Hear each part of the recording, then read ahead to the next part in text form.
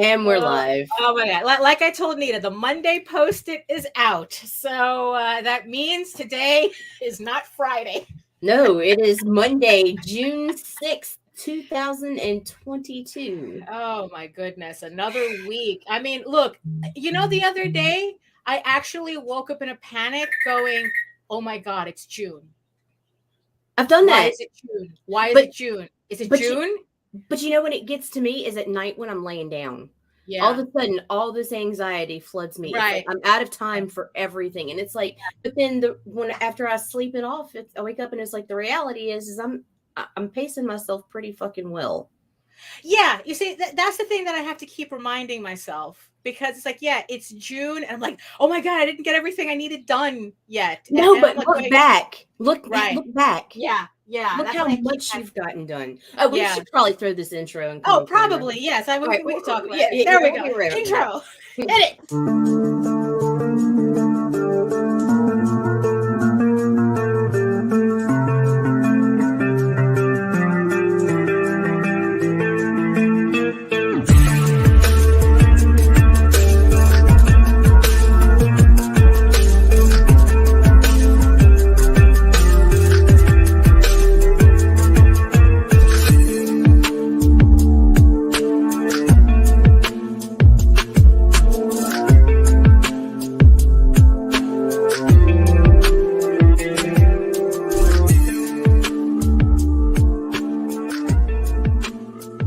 Infamous gunslinger Desmond Gibbons, better known across the Wild West as the Cactus Kid, comes to the sleepy town of Clarkson.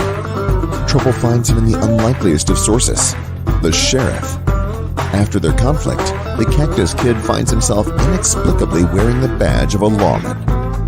Later, while on the trail of a serial killer, he and his deputy run afoul of a powerful druid, and the events that lead to the Cactus Kid's transformation into the hulking, four-armed projectile reptile are even more than the druid bargained for.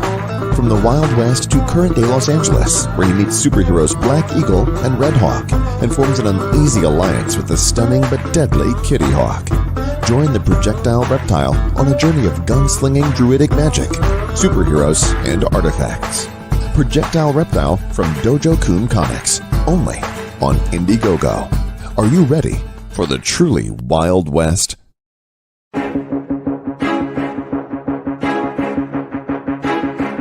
It's Monty Moore. I'm a 30-year comics veteran in comics, games, and movies, and you've been watching one of my absolute favorite podcasts, Catch the Craze. You are watching Catch the Craze. What am I listening to? And you're listening to Catch the Craze. Where are all the indies at? A Catch the Craze podcast. What are you watching? I'm watching Catch the Craze. What are you going to do? Subscribe now to Catch the Craze, the #1 show online for independent. Have you subscribed to? You are an independent. Catch the Craze! Making moves on your own. Catch the Craze! On your grind in the streets. Catch the Craze! Join the movement. Catch the Craze! But I love those dudes. Right, yeah. And I know you keep kind of like going to think about, oh, they're the #1 show for independent. Well, I don't mind. I do not mind being the Riker to their Picard. I'm okay. I'm okay with that. If you're not first, you're last, Daphne. Good morning, chat. Good morning. Good morning. Yes, and thank you, Dojo Kun, for your little bump there. And yes, and for putting the phrase projectile reptile in my head. Thank you very much. Make sure everybody and yes, make sure everybody check out the Indiegogo, the Kickstarters, everything that we talk about, all the campaigns that we talk about that we show bumps for. All the links are in the chats and the show notes. You know where everything is. We'll pop them up in the chats, but from now on, links to videos that are shown on the channel, the MP4s, all their links are going to be found on our YouTube channel on the very first playlist, Ragin 2 promos. Yeah, so it's like if you want to see that again, and hear that funky music with the words of projectile reptile in it, you can watch that all day long if you want. So welcome everybody to another Monday, a June Monday. It's like, it's like I'm still trying to get over that. For our blogs, another vlog. That's really all it boils down to. So welcome everybody in the chat. Who's in the chat, Nita? I mean, already. All right, we got Jody McFee, Mike Jimmy, Marv. We've got John Westhoff. Oh, very nice, very nice. Good morning, Krista Crawford is out. Welcome this morning. Yes. Let's see, and so far that is everyone that is speaking, but there are more of you. So yeah, absolutely. I can see you. All you mystery watchers, and thank you. And even though we don't know who you are, but thank you for watching, because we see that number stay pretty steady throughout the entire hour. So thank you very much. So hello there, my name is Daphne Lage, and I am a cartoonist, illustrator, and a comic book artist from New York, because I don't know any better. And I have been self-publishing comics since 1992, and I am known for the funny animal fantasy adventure Tall Tales, hooray, which is literally exactly 1 week away from launching on Kickstarter, June 13th, 2022. We're gonna do that on the show next Monday. Are we, Nita? We're gonna do that. Yeah. So we're totally gonna do it. It's gonna be like masturbation.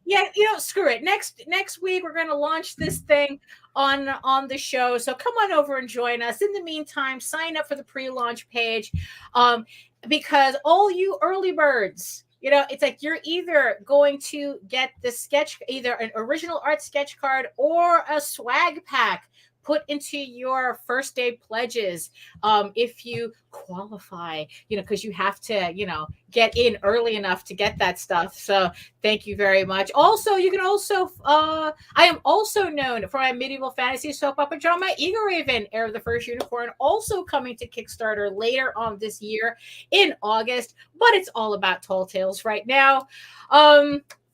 So in the meantime, you can read both my comics online at Tall Tales, TAILS online.com, and egoworks.com, EGOWRKS. And you can also check out all my videos on how I make my comics on YouTube on my channel at Daphne Lage, LAGE Art, which also is simulcast through the Ragin 2 network.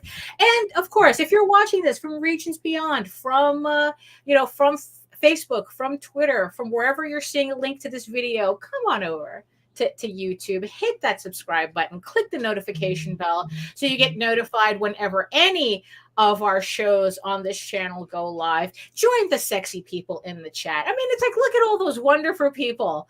It's like just ready for conversation. There you go. Absolutely. Nothing, but really nothing sexier than that subscribe button down there. Look at it all being all slutty and stuff, just wanting you to put your hands all over it. Subscribe button. Right. Exactly. So Nita, tell the peoples who you are. My name is Nita Lanning. I'm a writer, vlogger, blogger, pornographer, poet from Southeast Louisiana. Look, it's all on the resume. Everything goes on the resume. And I do shit for Ragin. Wait, I run this shit. Right, exactly. I am the CEO and executive producer of the Ragin 2 broadcast network. Right. I know HR kind of likes to interfere a bit, but still all yours though. So welcome everybody. And we're gonna have a really good show today. We have our very own Jody McFee joining us in the second half. Link. God damn. Oh yeah. Oh, that would help, wouldn't it? That would help because we run a professional organization. Yeah, we're so professional here.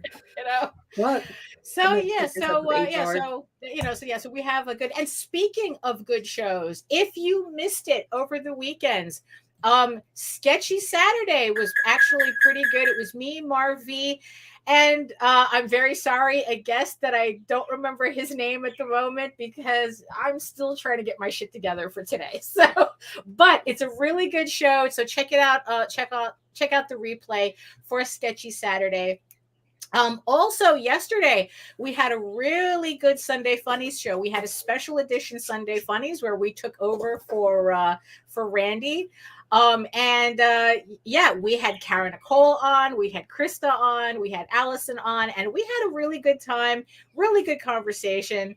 And again, I'm trying to find the dude's name. I feel bad because I want to call him Lee, but that doesn't feel right. Right, yeah. But yeah, it's like so if you missed that show, again, you can catch it on the replay, where Kara and Krista both have campaigns running, which we showcase on the final half hour of the show.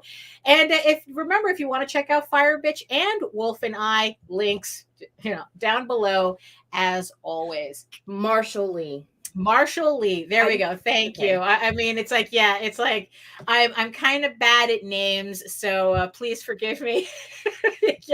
But we did have a good conversation, right? No one's too good for OnlyFans, right? Yeah, I have an OnlyFans. I don't post to it, but it's there. There we go. It was the and for Kara and Krista, it was the very early morning. It was the very early morning. So a couple of interesting things. So I found it funny that Brian Rodman had posted on Facebook the other day, kind of trolling for feedback on doing a novel version of his comic, Memoirs of an Angel. And I'm pretty chuffed at that. I just find it, really funny how, I'm beginning to see other people wanting to experiment with this form. I don't know if it'll be an illustrated novel. He just said novel, but it's just really funny, kind of like, what it is? It's kind of like how you never see a red car until someone mentions, like you buy a red car and then all of a sudden every car on the road is red. Right. So it's kind of like that. So here I am working on my novel, which by the way, so for everyone keeping count, I am currently at, what's my page count? Hold on.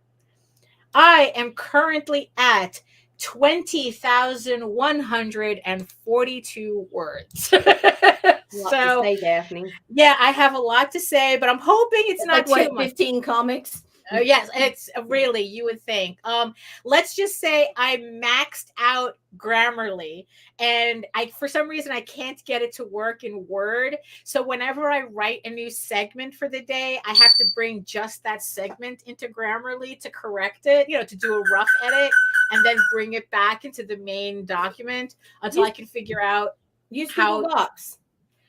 Oh, okay. Well, no. It's the Grammarly itself to correct everything. Oh, okay. It seems that they have like a character limit for the app unless you're using their app for Word, but I can't get that to work for some reason. So my book is going along, and I've already hit some major story beats that I was really looking forward to getting to, and now it's like I'm finally on that roller coaster of the main plot line. So all the introductions, hey, introduce yourself, Facebook user. Exactly. So I finally got like enough of all the introductions done to get to the meat and potatoes of the story. So I'm really happy how it's coming out. And speaking of novels, I would have done a package reveal today, but I was just too excited when I got this.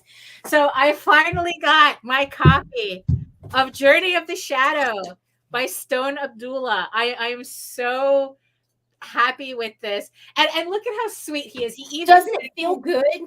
It really does. It really does. I mean, it's like the only thing is I'm afraid to stain it, like get it dirty. Yeah, you're right. So and look at how sweet he is. He dedicated it. He to the furry queen. Yeah, I know. And I just had to mention that when I bought this book, I was actually a little afraid to buy it. Because I mean, look, it's like, everyone's been watching Stone. I mean, I know that he's been kind of on and off lately, and I hope everything is going well with him. But it's like, like Stone is a big brain guy. I mean, it's like he's like, I don't know, like a physicist and a climate scientist. But he doesn't write that way, and that needs to be pointed out, because he's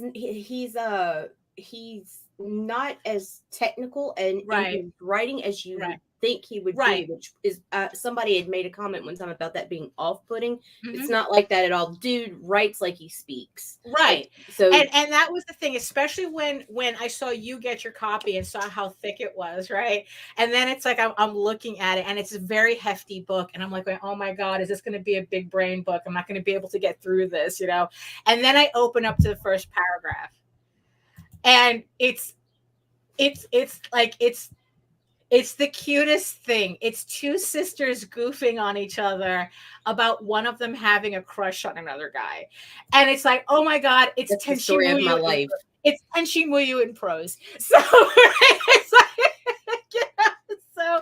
so and I skipped I just randomly opened to, and I even saved it because I loved it so much. I just randomly opened to a certain part.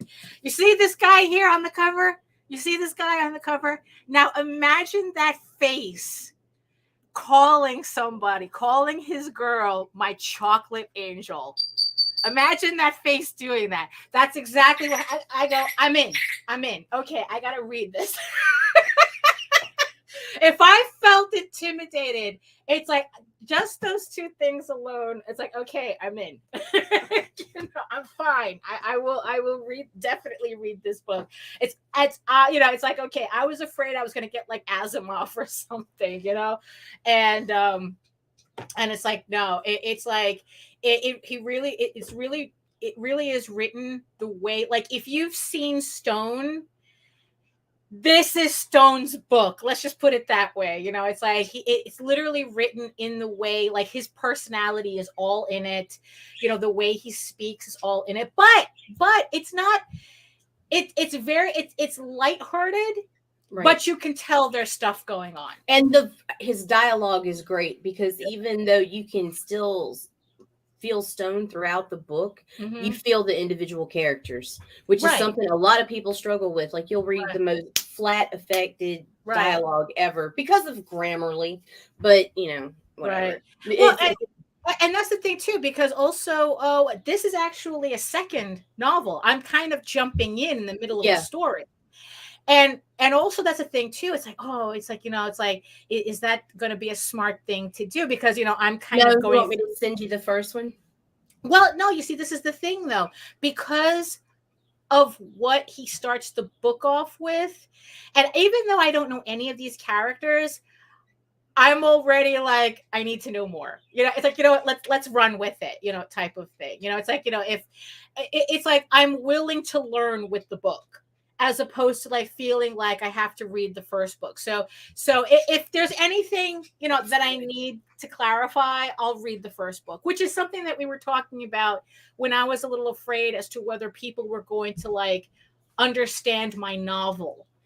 And because it's going to be a continuation of the comic book series for Ego Raven. Right. And it's like, oh, you know, it's like the novel is technically not a standalone. And you kind of like reassured me. It's like, look, if anyone's going to be interested in that novel, it's because they read the comic book series. Right. So they're going to know everything they need. And if they pick up the novel, just reading the beginning, your first chapter, either they're going to just go along with it, or because they'll know that there are comic books leading up to it, they'll choose to go back on their own. It's not, you don't need to reiterate everything you've already done. Right. But you see, but there are like certain little points where I kind of do bring stuff up, but not enough to feel like I'm retelling the story. No. Yeah. Because right now, you've been pacing that very well. Thank you. Yeah, because right now Nita is my beta reader. Right. Every time I sent her a new update last night, because it's like every time I get like to a really, really major update, I send it to her. You know? So and the thing is though, and so far it's like she's been giving me some really good tips as to watch out for, and to like, oh, you know, it's like, you know, this is missing or whatnot. So which is, see, I guess so far I've been able to kind of like fix, and you know, come on in. Right. So so I am just like all in on this process, and I'm looking forward to having a novel of my own. Or actually, it's going to be a series of novels. Yeah, exactly. Only in the bedroom. Right. So I'm really looking forward to having these books done. I mean, it's kind of like the first time in a bit where I feel like I can actually get through this saga that's in my head.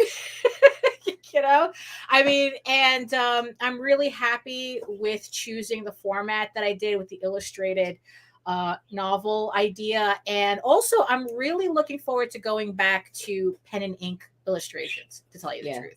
Yeah.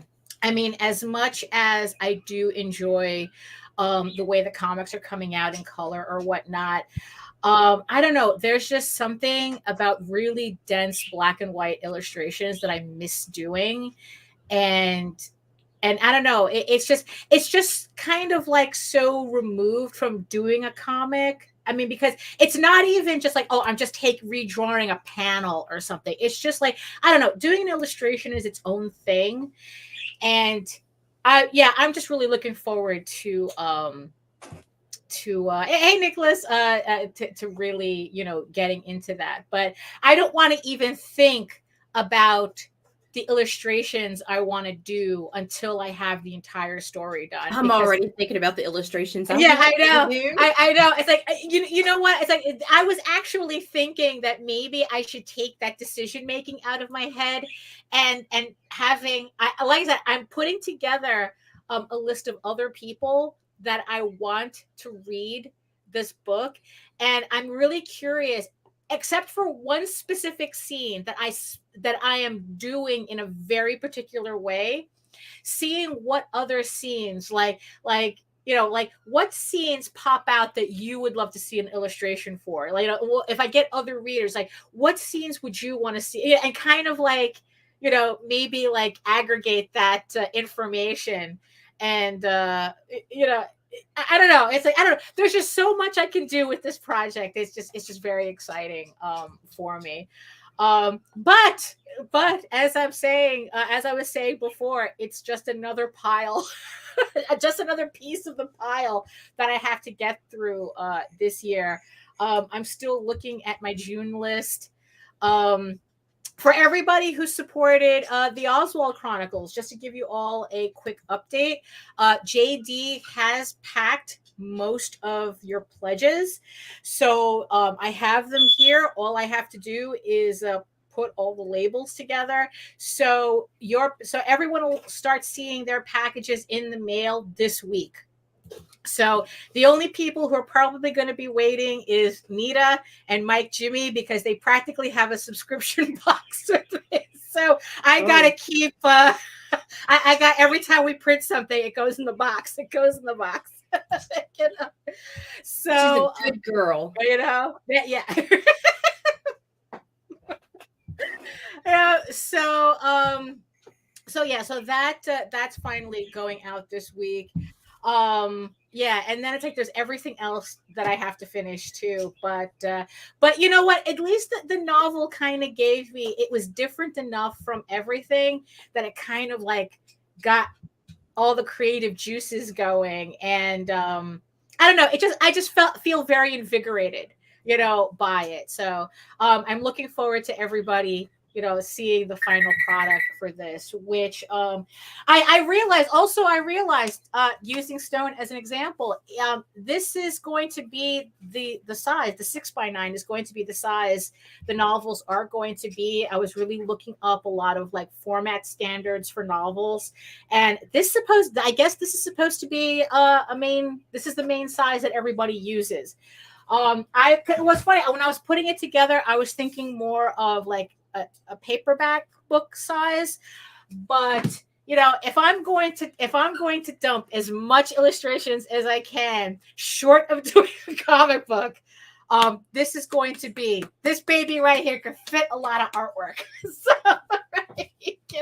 So that's what I'm looking at right now. So hello everybody, just joining us. I guess Brian K. Morris opened the doors, let everybody out of the house, out of his house. So they're all here. So welcome all the new people. Welcome Donna, Nicholas, Dojo. Welcome again. Like I said, the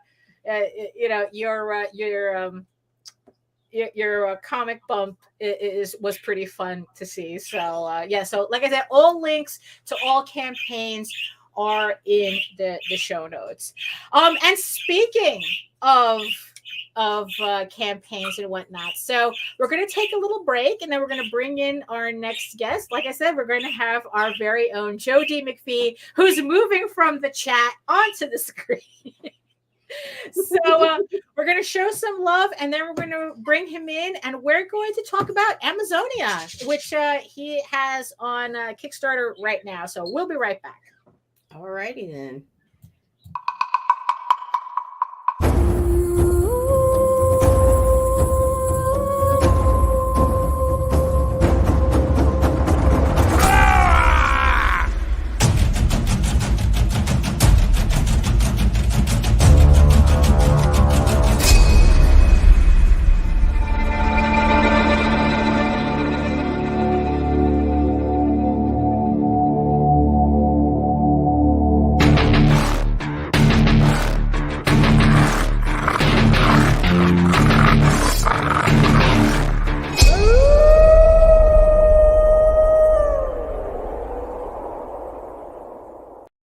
I am Joe D Mcfee. I am the host of From the Desk of a Small Press Publisher, and I want to cordially invite you to watch our show Saturdays at 9 p.m. Central Standard Time. On our show, we will have different guests as well as talk about the comic book industry and pop culture. And every so often, I might actually do a drawing session or a 3D rendering session every here and there. So once again, I want to invite you to watch From the Desk of a Small Press Publisher right here on the broadcast channel that you're looking at, whether it be Facebook, YouTube, or Twitch. Hope to see you there, and make certain that you catch From the Desk of a Small Press Publisher at 9 p.m. Central Standard Time. Thanks. That music makes me want to turn down the lights. I know it's that like Channel 13. Channel 13. Yes. I was so tempted to turn it on once you brought me on screen. It's like made possible by viewers like you. So welcome to this side of the show, Jody. Usually you're hanging out in our chat. You're hanging out in all the chats. Usually you're like everywhere. Every time I see a stream, yep, Joe's there.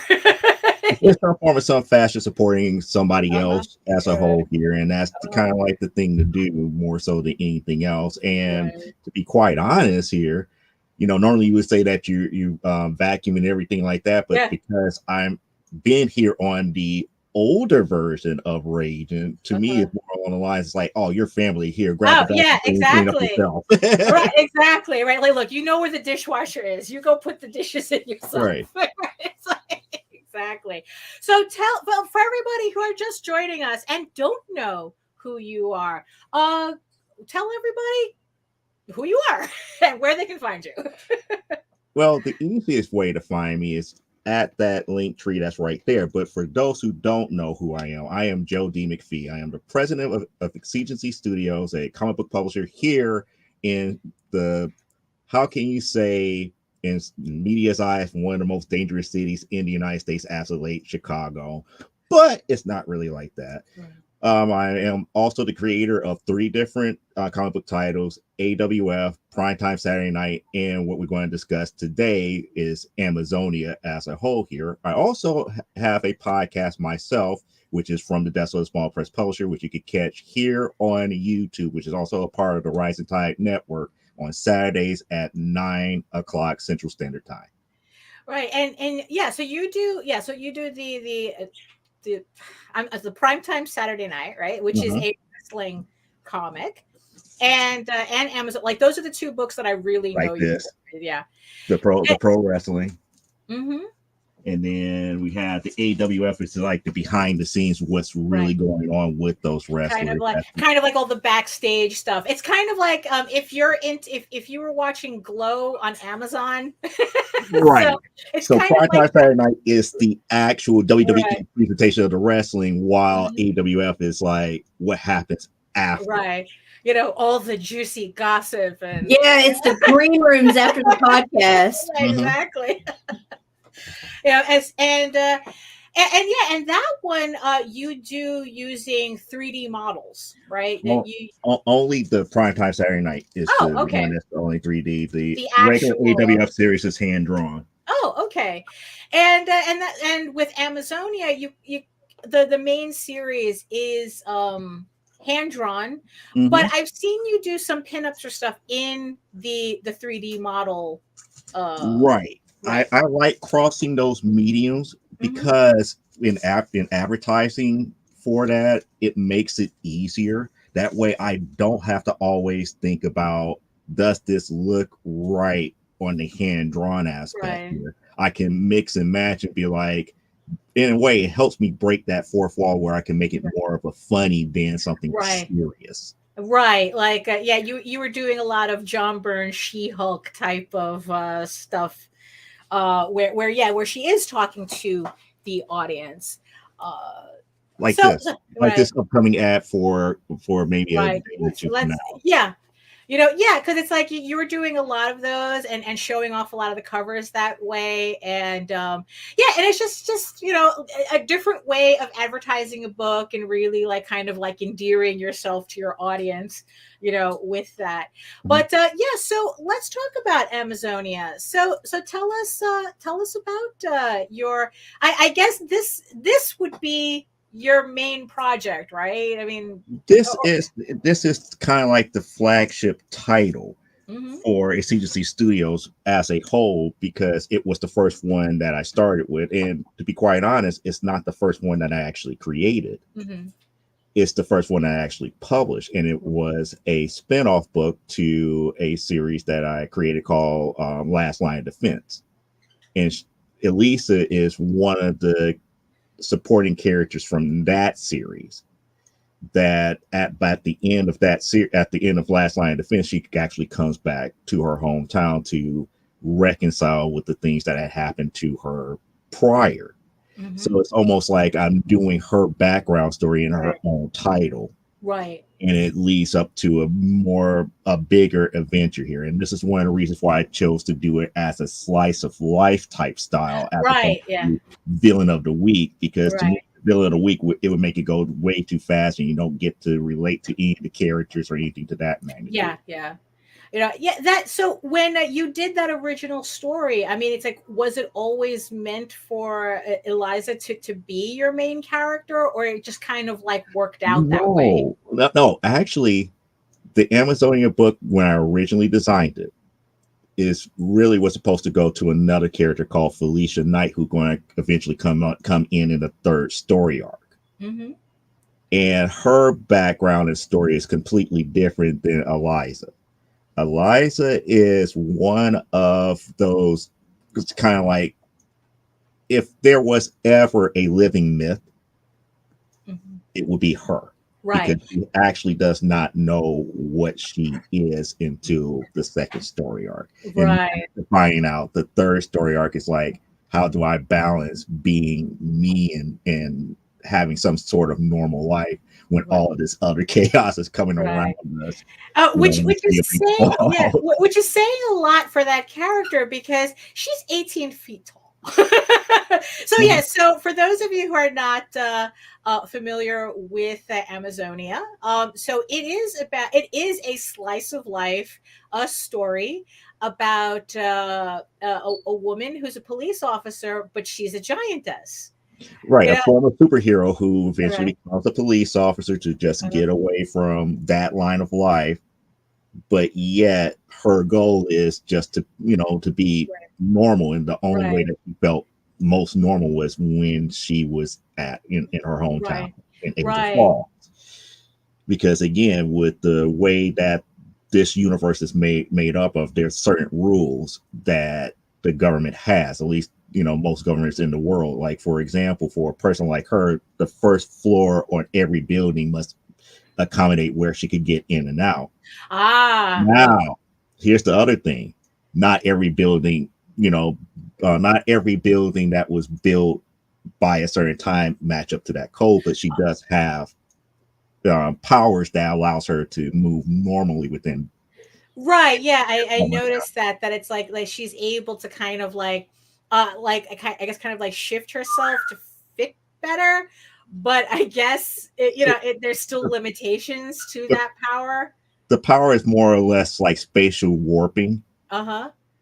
And that comes up later on in this first story arc, because another so-called scientist was actually able to see her aura around her. It's like it kept staring at her. It's like, that's just weird. It's like you have this aura and it's warping.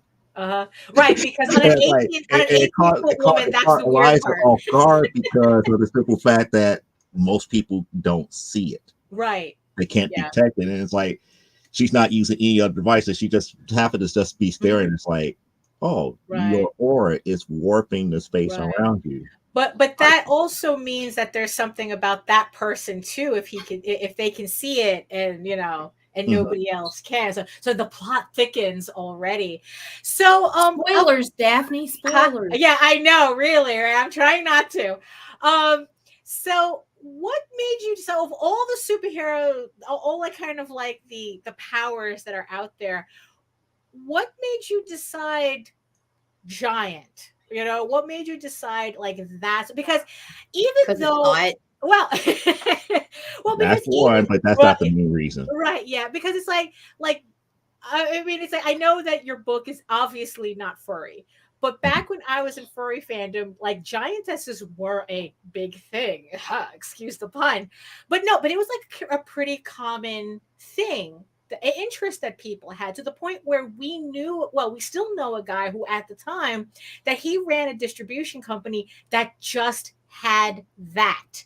Like if you had like a giantess book or, like his distribution company specialized in that. So when so after all these years, when, we first saw you in Amazonia, it was just like, oh, okay. It's like that, like we recognize like, oh, okay, it's another giantess book. I haven't seen one in a while. Mm-hmm. But in the grand scheme of things, I guess like, it's not actually a common thing to see. So what made you decide like that was the superpower? Actually, I don't look at it as a superpower. That's just, her being. Right. Okay. And like I said, when I get to her mother's side of her heritage, mm-hmm. it will be revealed a little bit clearer. Right. However, the aspect that you're talking about comes more about myths. Right. When again, and this is one of the things that I was kind of writing for Comics Unlimited about what is truly an Amazon. Mm-hmm. Because again, some people look at Amazons being like, oh, if you're 6 foot tall, you're an Amazon. It's like not necessarily. If you're a female bodybuilder, you're an Amazon. Not necessarily. If you're following the whole Greek, aspect of female woman warrior, you're an Amazon. Not necessarily, because there's other women warriors across the world that have their own mythology as well. Mm-hmm. Yeah. And it's kind of like a play on that. It's almost like I'm parodying a lot of different stuff using that aspect. And I think I talked about this one time on Never Mind the Furthermore. No, it wasn't Never Mind the Furthermore. It was the Truth Mongers. Mm-hmm. When you think of giants, you don't hear too much about the existing female giants. Every story about mythology, you hear more about the males. And when you think about Jack the Giant Killer or Jack and the Beanstalk, you never really see females. You see mostly males. Right. And the females had to exist because they were there, but you don't hear about a lot of the stories or the mythologies about that as well. So taking that into consideration, plus aspects of what I'm planning to use as far as the mythology for Eliza's mother's side of the family, which is the Incan heritage, and dealing with tribalism and everything like that. So it could be theoretically I wouldn't say a race of beings, but there could be other human beings that really were that big. Right. Yeah. I mean, the when you're talking about like every culture, has their own, has their own mythology of that, and it reminds me of Joseph Campbell's The Power of Myth when he was talking about this collective creative consciousness. That he says that's why everybody has versions of the same myth. It's because we share this I don't know, it's like this like you said, is a shared creativity that leads to this. Now so here and now what are now I've gone through all your issues, but I'm really making an effort to start to reread them word for word, because I'm one of these people that it's like I skim a lot and I just to get kind of an overall idea as to what's going on. But this time it's like what I've been trying to do is really sit down and go word for word and really get a sense of what you're writing. And I found your writing style distinctive, and I want to know, like, I know you're into like the older Wonder Womans and kind of like the older books, and that's what I kind of get a feeling from your writing. And I just want you to talk about like what are your influences when doing this book, because there seems to be something showing when I'm going through it like that. Well, one of the key, if I could say, influences is going back to Claremont Byrne. During the X-Men days when they were both on the creative team, they had a unique way of creating subplots in the main story. And that, to me, really impressed upon me as far as how do you develop a good adventure where something that you talked about that may seem insignificant in, like, let's say issue number 2, right, back to rear its ugly head by issue number 8. And it's just so subtle that when it happens, you send that point back to issue number 2, and then a light bulb clicks off and like, oh, that's the reason why. Aha, I got it. Right. There's something deeper in play. And that always stuck with me. And then as I went back to look at people like Eisner with expressions and that type of magnitude, it helps personify that aha moment when it happens to that character. Right. Or that event happens, then you could really embellish upon that story a little bit more in that aspect. So it's not just like, for me, writing is not like rush in, rush out. It's more like set those little bitty Easter eggs in its proper place. Shine it up to a little bit where it becomes like, okay, that happened, but don't over embellish it where you give away that it's something important. Right. Yeah. That's a tough part, because you ever get to it's like, because even with my own writing, it's kind of hard to not want to put an obvious shine on something that you're excited to show off in the book, but it's like no, stay cool, be cool. We have to write this correctly. Now, how far have you read issue 1? In depth, issue 1. Okay. Right. Because there was also another thing about that struck me in issue 1. Now, I don't know, like I said, it's like I think there's a difference between reading, like just skimming through a book, and then reading it in depth, because then it's like you get like a different layer of understanding of what's going on.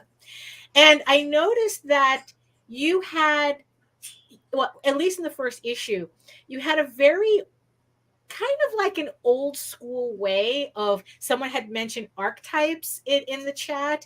So you kind of have like an old school style of archetypes, where it's like the good guys are the good guys and the bad guys are the bad guys, and boy, is everybody on the nose with that. You know, and again, it's like it just seems like a very deliberate decision. And I'm wondering, like, especially now when everybody's talking about, you know, oh, nuance and grays, and, you know, and when it comes to character development, and, you know, like everybody has a little bit of each in them, and you're like going in your story, no, good guy, bad guy, and there's no confusion as to who's who. And where does that decision come from? That decision came from how to tell the story where you can put in those grades. Right. Because if you don't tell your reader this is the bad guy, they might not ever know that your story had ever ended because the bad guy was defeated. You need to give them establish boundaries to a certain degree. And this coming, like you said, going back to old school writing. Right. Establish those boundaries. However, as you develop those characters in story, that's when you add those little shades of gray and be like, is this character really a bad guy, or was he a victim of circumstances? Like the main bad guy in the first story arc, he's a bad guy for a reason. Right. I mean, and there's no question. I mean, it's like when he starts talking, I'm like, oh, it's like there's no confusion here. There's absolutely no confusion here. Yeah. And it's not something that is just like automatically, you know, it's like, oh, you know, he's just there. It's like, no, we have to establish him like this because he has control. Right. It's been established, and like I said, not ruin the rest of the issues. It's been established well beyond what you have seen in issue number 1. And you kind of get a glimpse of how far it goes back in issue 5. Right. Yeah. No. And the thing is, though, I did like the way, I again, not giving anything away, but there was like this little moment in the first issue where it's like Eliza is put in a position where she can finally like allow. I'm sorry if I kind of suck at names. The redhead. Karen. Yeah. It's like where she gives her the opportunity to finally prove herself. You know, like, and it's just really funny how you portrayed that, where it's like you could tell that this was a woman who was fighting all this time for the opportunity, and then the second she almost panics. You know, it's like, so it's like, you know, so it was just like little things like that like I was missing on the first read, and then when I saw it the second time doing a thorough read, it's like, oh, that's actually, you know, it's like, oh, I know that feeling. You know, that kind of thing. And now it's like Nicholas had mentioned the whole heels thing. So how much does that, especially with your other comic, it's like, so does that also, like, good and bad type of thing, is it also like related to your interest in pro wrestling as well? No. Okay. No, because again, it's like with pro wrestling, there's gimmicks, right? And people have certain gimmicks because of that's, you know, what they want to portray, or that's how they feel that they can make money, right? With primetime Saturday night, a lot of the, if I could say, the faces and heels, like Nick was saying, as far as the complexity goes based upon their power sets and their overall nature per se. So we have like I'm trying to think, one character that in primetime Saturday night kind of like flip-flops between face and heel depending on the situation that she's in, and that was Brickhouse. Because Brickhouse was originally a good guy. However, how she won the championship brought in controversy on whether or not she cheated or not to win. Because it was almost as the former champion, Juggernaut, just, you know, took a dive. It was almost like, what is really going on? Did Juggernaut take a dive? It hurt her legacy. Or did Brickhouse cheat? Right. Because of that controversy, she became more of a heel until the end of the story arc in issue number 3, where Slamazon eventually understood by in that championship match what actually happened. Right. Because it happened to her. Uh-huh. And then when it happened to her and she was able to overcome what had happened, she realized you didn't cheat. You were rightfully the champion. You know, I'm sorry for taking all this stuff out. It wasn't said in that aspect in story, but it was told in that aspect where she walked off. It's like bridges was mended at that point. Now I have to ask though, when you were putting together Primetime Saturday Night, which did you spend more time on, putting together the matches or coming up with the names? Because I think Slamazon might be my favorite. Coming up with the gimmicks, not really the names, but the gimmicks here, because it's like we have Ellen, who's part dominatrix. We have characters like the bakery ninja. And the whole reason why she has that whole persona is because one of her powers, she kind of nemesis your ability, meaning that if you come at her a certain way, her power kicks in where it will be like an automatic fail. And a lot of times, because that is her main power, every time she goes into doing like her signature move or her finisher, it always botches. And the other person ends up getting hurt. So as penance, she always bakes them something nice and brings it to them the next day, aka the bakery ninja. No, really, that's it's like silly stuff like that, and making it work in like a WWE aspect. It's fun to write and it's fun to work with in those aspects. Yeah, because like I said, it's like ever since I saw Slamazon, it's like, yeah, that's a good name. Slamazon is like a 7 foot tall woman. Is like, yeah, right. Yeah. So, and the fact that she's actually a college basketball player, that's her, her background. It's like it fits. It's like Slam because of basketball. And she's an Amazon Slamazon. There you go. So it all comes together, but it's still, even by itself, it's a good name, even without the backstory. So why don't we bring up your campaign and take a look at it? So, all right. So this is the ad. Yeah. I guess I'm prepared. I just wasn't aware that you was ready for it. There we go. There we go. Yes. Because I got another reveal. Oh. Dealing with the campaign, but we're going to talk about that first before I do the review. Sure. No, absolutely. Reveals are always best at the end anyway, right? So so this is so this is the campaign for Amazonia issues 1 through 7. And by the way, it's like, you know what, it's especially in the circles that independent circles just in general, to make it to issue 7, to even make it to even issue 2 is a big deal. So to make it to issue 7 is even more of a big deal. So congratulations on that. I mean, how many issues do you see Amazonia being? It's ongoing. Oh, it's just ongoing. Okay. But you do have it like broken up into story arcs or something. It's okay. So far there's 3 story arcs that I have actually mapped out. Right. Of which story arc number 1 is just about completed script wise.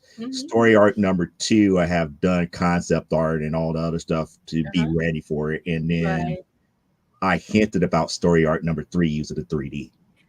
Okay. So if you've been paying attention to all the ads that I've been doing for Amazonia, especially for 10th anniversary number 1, you saw sneak previews of what's going to happen in that third story. There you go. So you have 14 days to go left on this campaign, and we would like to thank all of the 36 backers who have and backer number 36, which happened just not too long ago, because before we started it was only 35. Oh, okay. So thank So you, there back you to number go. So 36 here. thank you very much. Right, but you have, so your goal is met. So, is the book finished? You know how I like asking that question. Is the Of book course, complete? the book is finished. It's like if you really want to read it right now, Daphne, I can send you Right. that digital There copy you go. right No, now. look, I you just don't know have the me. It's like proofprint in hand, always. and that's what's Yeah. driving me up the wall with a certain printer, because Right.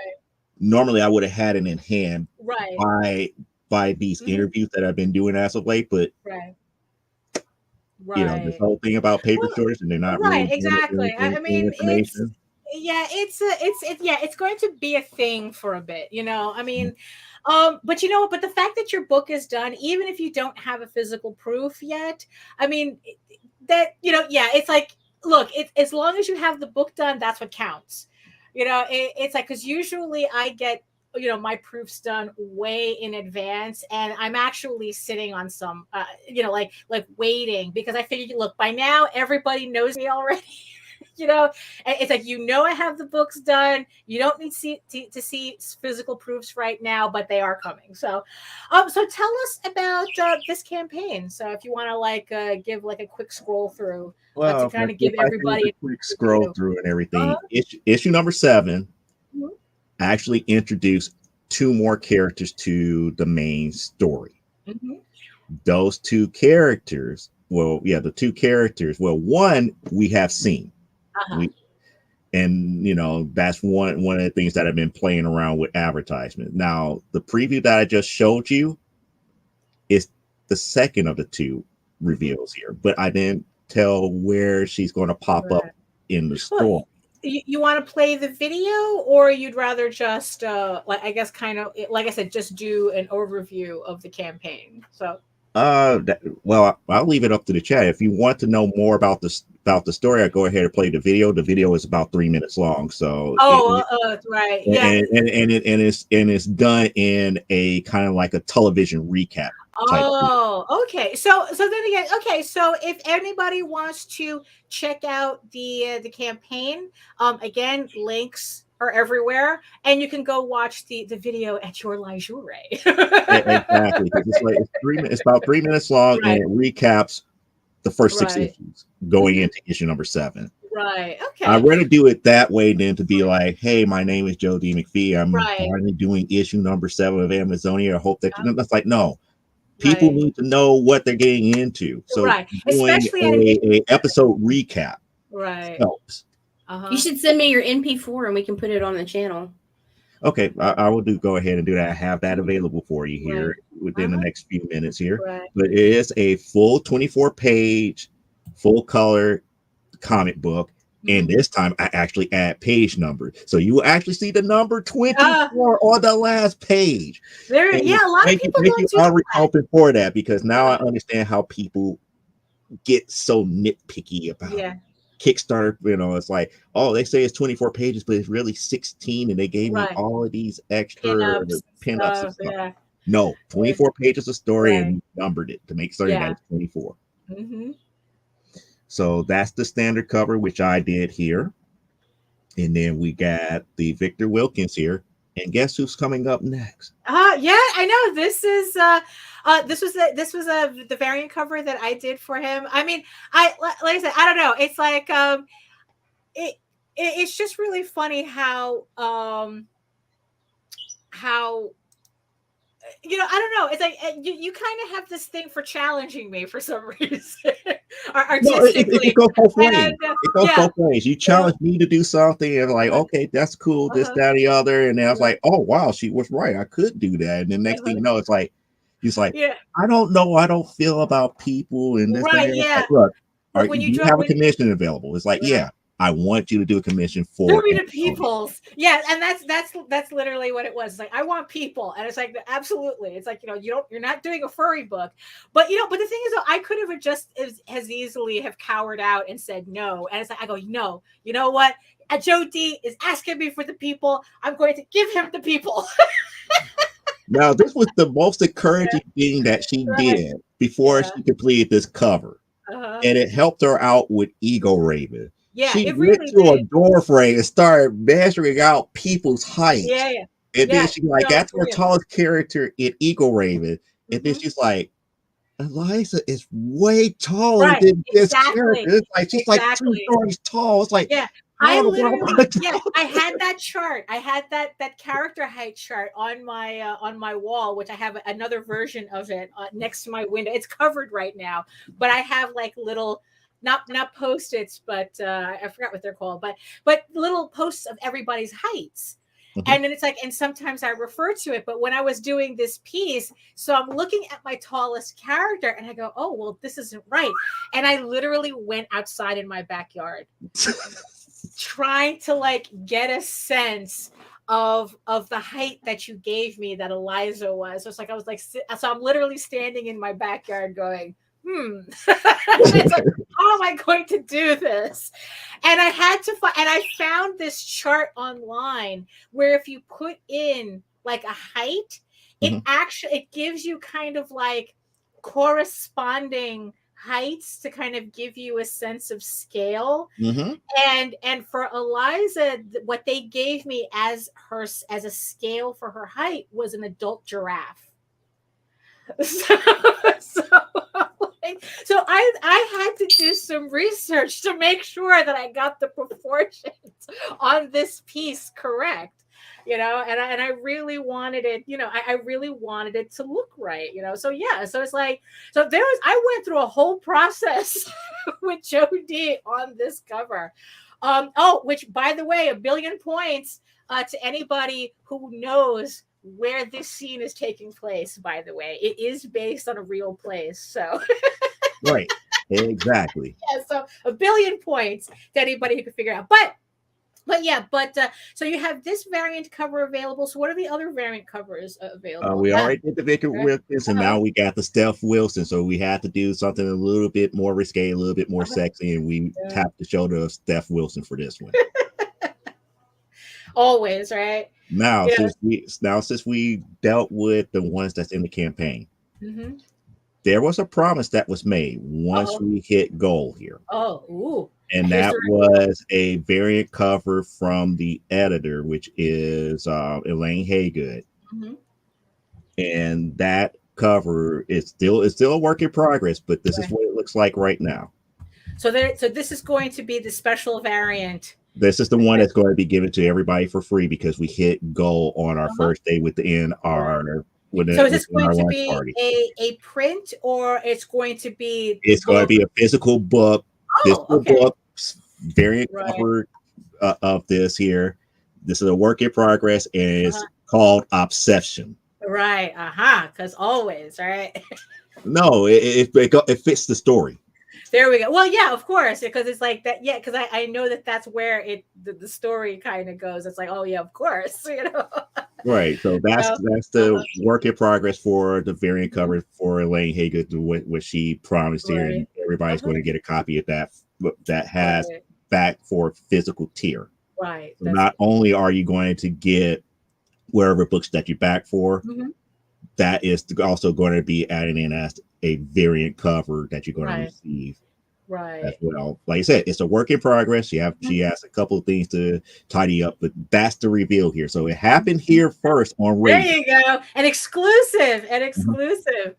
So Lisa, so we have how many days to go on your campaign again? It is 14 days. 14 days. 14 days left. 2 weeks. Right. So there you go. Yeah, it's like there's plenty of time. Ooh, thank you. Back to number 37. Thank you very much. Oh, hooray. Thank you. Yeah, so thank you all the backers for supporting Amazonia, for supporting Joe D Mcfee. And again, if you want to check out the campaign in more detail, links are going to be in the show notes and in the chat. Or you could just look up Amazonia on Kickstarter. So I want to thank Joe for joining us today. It's like, I guess it's a little bit more interesting. Well, no, being in the chat is interesting too. I mean, because you help keep it really lively and moving too. So there you go. It's just nice to have you on the other side for a change. So tell everybody where they can find you. And once again, you could find me every Saturday at From the Desk of Small Press Publisher right here on YouTube. But if you need to find me before then, that link tree that's right there. You know, I have to thank, you know, our friend Meredith. Yeah. Without that link tree, it would be like, oh, I could be mentioned over here at Twitter, you know, Facebook, DeviantArt. It's like, you know what? I even got a Reddit account. And it's like, I forgot about that. It's like, everything is right there in one little place. Go Everybody get a link tree. Not sponsored. Yeah, exactly. Not sponsored. Hey, so sponsor them.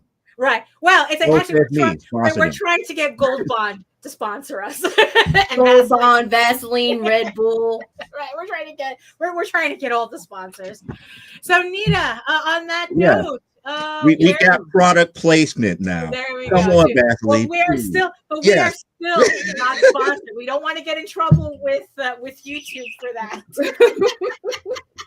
But we're specifying we're not sponsored. Right, so, exactly. So thank you everybody in the chat for joining us. Thank you everybody who are watching, who made it through the entire hour. I mean, thank you so much. We really appreciate that. Usually, you know, on other videos, I mean, for some reason, people never last a minute and a half. So, but you stuck with us. So we really appreciate that. And so Nita, tell the people where they can find you. You can find me on Twitter at C_chaos247, Facebook Nita Lanning, and under any of the Ragin banners. There you go. So and if you're interested in seeing more of my work, you can head on over to my main portfolio site at egoworks.com, EGOWORKS, where you can find links to all of my galleries and social media sites. But I mostly post to Facebook if you're into seeing sketches and current work in progress, and all my updates for my Hella campaigns coming up. And you can also find me on YouTube at Daphne Lage, Lage art, where I also stream through Ragin. But like I said, it's like, come on over, hit the subscribe button, hit the notification bell, get notified whenever any of our shows go live. And and also, speaking of YouTube, don't forget to check out D Mcfee's channel. He's also on the Rising Tide Network. I mean, look, it doesn't take anything to hit that subscribe button, show the love, help everybody grow. Be a community. Just don't be the crazy cat lady. So on that note, we will see everybody back here at 11 a.m. on Friday, where the Friday Post-it will be up to remind me that it's not Monday. And this week, I am positive I will do a live stream on my channel on Wednesday at 4:00. I missed a couple of weeks. Lot going on, but you know what? Always have a lot going on. So I really do we get a preview of a rant? Huh? Do we get a preview of a rant? I can't. I can't guarantee anything. It depends on my mood at the moment. But yeah, so join me at 4:00 on Wednesday for another live stream where I will be working on something, because I'm always working on something. So there you have it. Thank you, everybody, again. And as we go exit stage left, as always, eat your food, moisturize, especially the elbows. The elbows really need it, it's like, mind your business, literally and figuratively, and do the work, because when you actually do the work, you never have to fake your accomplishments. Don't do that fake it till you make it shit. Actually do it, and you will actually make it. So thank you again. See you guys. Goodbye. Hit the button. Bye-bye.